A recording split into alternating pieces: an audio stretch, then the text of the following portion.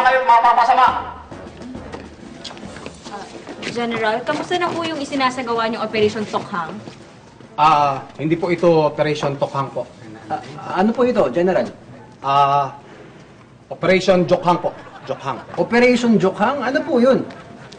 Ito po yung operasyon laban po sa mga kabadingan na ayaw pang umamin. General, bakit niyo po ba sinisagawa ito? Ayon po sa aming intel, marami na pong mga baklang sa ating bansa ang ayaw lumantad at umamin. General, paano po kayo nakasiguro? Ito nga po. Ayon po sa aming hawak na ebidensya, sa intel na nang galing, laganap na talaga ang kabadingan. Meron sa politiko, meron sa showbiz, at kung sang-sang sulok ng ating bansa. Ganun po ba? Ano pong balak niyong gawin?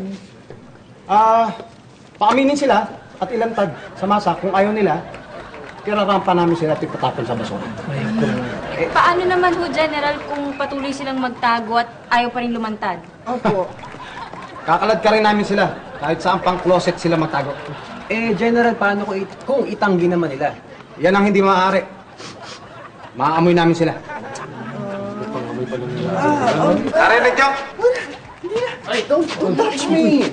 Ano ba? Hindi ako sasama, wala kayong ebidensya! General, paano naman ho kapag yung katulad niya na nalalabad? Napagandaan din mo namin yan sa kapulisan. Meron kami diyang packing tape. Packing tape? I-tape mo ang bunganga. Bakit? Para hindi makapangdura. Hindi naman ako bakla! Magingay. Man crush lang! Itali mo na rin ang kamay para hindi makapangalmot at manabunot.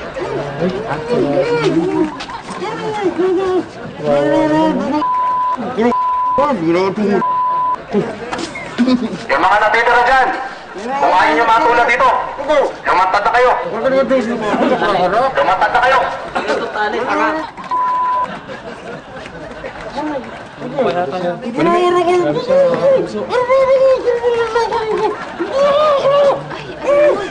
O sige na, hirapan mo na yan at itapon mo sa basura ha, pagkatapos.